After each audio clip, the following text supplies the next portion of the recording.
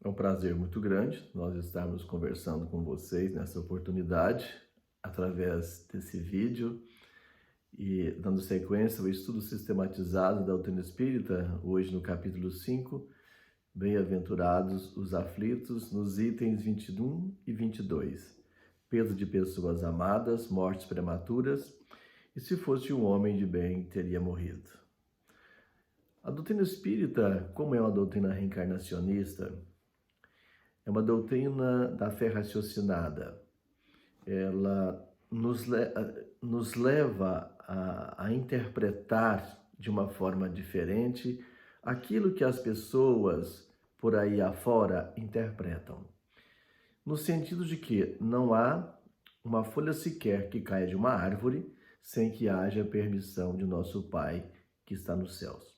Bom, quanto a isso, nós precisamos entender que o desencarne é algo inerente e é uma sequência do reencarnar.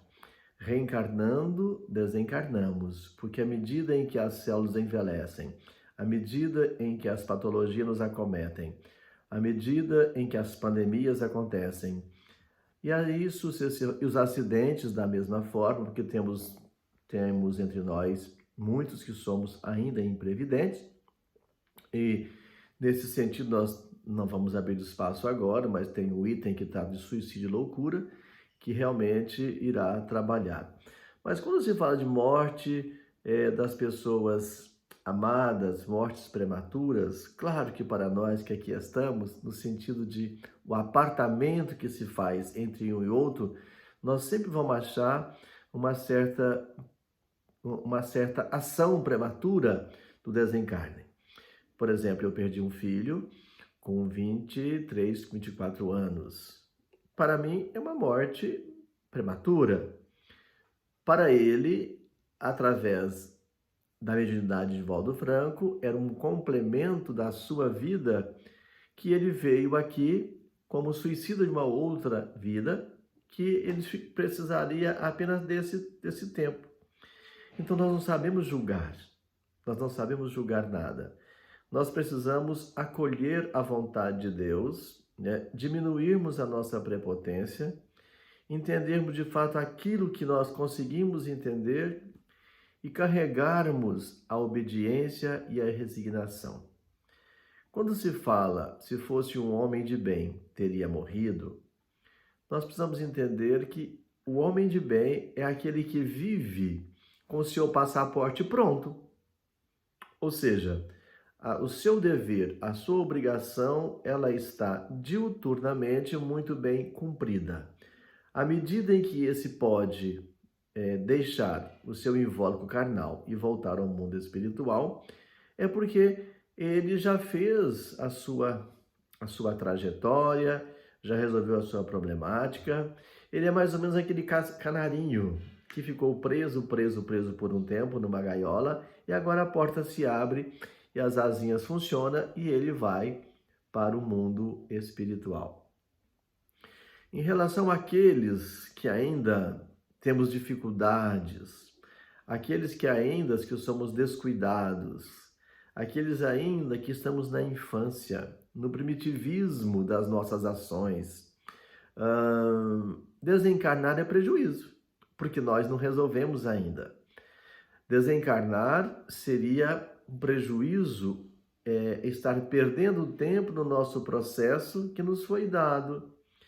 Então, o desencarne, quando a gente ouve falar de desencarne, é preciso entender que existe uma lei natural, que nós possamos entender, que faz parte do sentido vida, que tem um ciclo. Aqueles que estão em condições de libertar-se do corpo físico para inteirar-se da sua espiritualidade livre agora da matéria, está pronto. Aqueles outros temos necessidades. E aí nós vamos aproveitando, e é nesse sentido que nós precisamos pensar. Como aproveitar melhor a nossa existência? Como trabalhar melhor para que a morte não nos pegue de surpresa?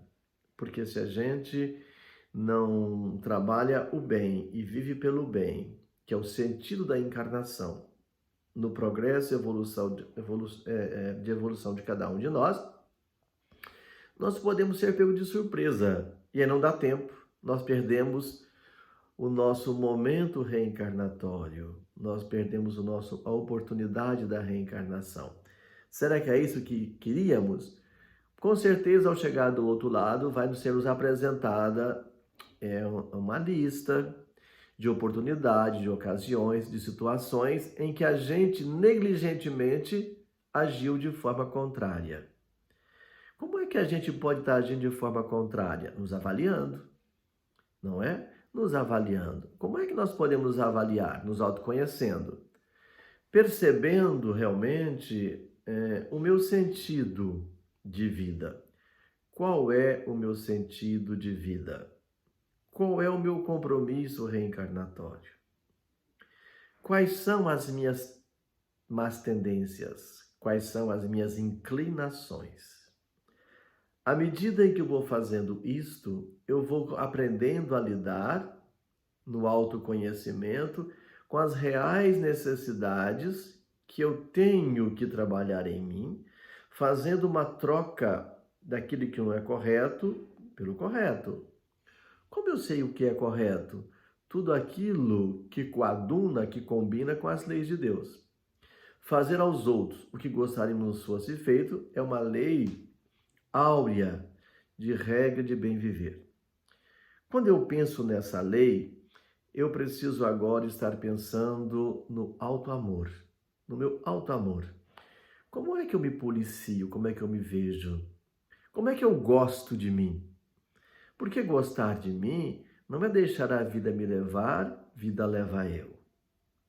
Não é achar que a gente pode, como a correnteza vai levando as coisas e eu vou junto. Não é. É preciso que eu pense, que eu reflita, que eu medite. Até porque eu sou um indivíduo nesse mundo, nesse cosmo, nesse universo, que dele eu sou herdeiro. Que do dono eu sou filho. Somos filhos de Deus. Quando tudo está em nossa volta em muito sofrimento, imagine, será que Deus virou as costas para a humanidade? Não, não virou. As suas leis é que são leis de recuperação para a recuperação da humanidade. E nesse momento em que a gente vive as nossas dificuldades, agora é coletiva. Mas até então, nós vivíamos elas de forma individuais. Claro que ainda tem a nossa individualidade, mas tem um processo coletivo. Mas é na minha individualidade que eu vou contribuir muito para o coletivo. Acalmando-me, apaziguando, diminuindo a minha rebeldia e a minha interpretação do que é viver bem. Objetivando o aprendizado do Espírito Eterno que sou. Então, nesse contexto que nós estamos vivendo agora, quando se fala em perda de pessoas amadas, morte prematuras, que a gente vê acontecer, no nosso primeiro momento é um sentimento assim, mas no segundo momento é pensarmos, esses com os quais nós vivemos, ou vivíamos, ou estamos vivendo porque continuam, também são filhos de Deus. Será que Deus prefere a mim em detrimento a Ele? Claro que não. Todos nós somos filhos diletos de Deus. Quando eu tenho essa pretensão de pensar que eu sou e ele não, isso é orgulho, isso é egoísmo, isso é querer um Deus exclusivista. Mas não é assim. Todo o processo gira pela batuta do Criador. As suas leis são imutáveis. E à medida em que eu não alinho ou atravesso o sinal vermelho da vida, significa que eu estou cometendo uma infração. E nesse exato momento nós percebemos que não é só eu quem está ou quem estava cometendo infração, mas a humanidade inteira estava atravessando as avenidas com os sinais vermelhos. Aí vem o alerta, vem as consequências, Então pensar, se fosse um homem de bem, teria morrido, é nós entendermos, não queremos entender que o aluno graduado, ele está pronto para sair da escola, da universidade. Ele recebe agora o diploma e vai trabalhar. Vai, à medida em que nessa universidade, aquele que é considerado o homem de bem, ele já está praticamente com o seu canudo diploma dessa existência na mão e ele pode transferir ou entrar num outro mercado de trabalho na espiritualidade. Nós outros que não fizemos a tarefa de casa, não estudamos a matéria, não fizemos as nossas provas, muito menos as expiações, precisamos repetir, ficar mais tempo. Então vamos pensar, nós todos juntos, nesse momento em que nós estamos vivendo. O que fazer? Orarmos. Orarmos muito para contribuirmos nesse exato momento com a mudança e com a psicosfera do planeta. Porque a psicosfera do planeta, nas nossas emanações mentais, descontentes, tristes, revoltadas, elas aumentam a virulência da Covid, do SARS. Mas se eu faço o contrário, vou entrar num processo de antagonismo pelo amor, pelo entendimento, pela aceitação, pelo bem. Percebem que, de fato, tudo isso que nós estamos vivendo, não é que Deus tenha abandonado para nós. As mortes que estão acontecendo, apesar de hoje uma variedade muito grande de idades, já não mais os idosos, mas os jovens também, não é? E isso está acontecendo cada vez mais no seio de todas as famílias. Nós perdemos amigos, irmãos íntimos, mas todos somos filhos de Deus. Nós ainda temos necessidade, não fomos ainda porque temos necessidades, talvez menos invigilantes. Aqui ficar, continuar a desenvolver o nosso compromisso, a nossa missão.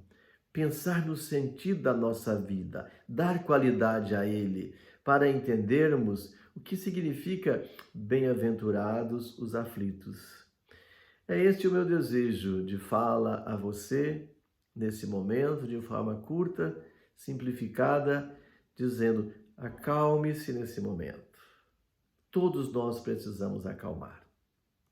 Orarmos muito por tudo, pela ação do bem, para que os Espíritos, em nome de Jesus, com pleiade, miríade de estrelas que espalham por toda a superfície da terra, para amparar aqueles que sofremos muito ainda, mas que possamos nós vibrarmos do bem para diminuir a densidade da psicosfera do nosso planeta. É esse o objetivo. O mundo de regeneração é o mundo que virá numa densidade mais rarefeita, numa densidade mais sutil, onde respirar, talvez, com certeza, seja uma forma mais agradável, menos dolorosa. E nós estamos experienciando isso agora, com a dificuldade do oxigênio, nas consequências da patologia pandêmica do momento. Então pensemos em Jesus, médico de nossas almas, governador do planeta, irmão mais velho, confiemos. Trabalhemos em nós a nossa fé, que é raciocinada hoje. Trabalhemos a nossa fé divina, que é o DNA do Criador em nós. E trabalhemos a nossa fé humana, que é o exercício da vontade de uma forma muito férrea, para vencer a si mesmo, vencer as escabrosidades do caminho, para chegarmos à morada do Pai. Grande abraço, muito obrigado.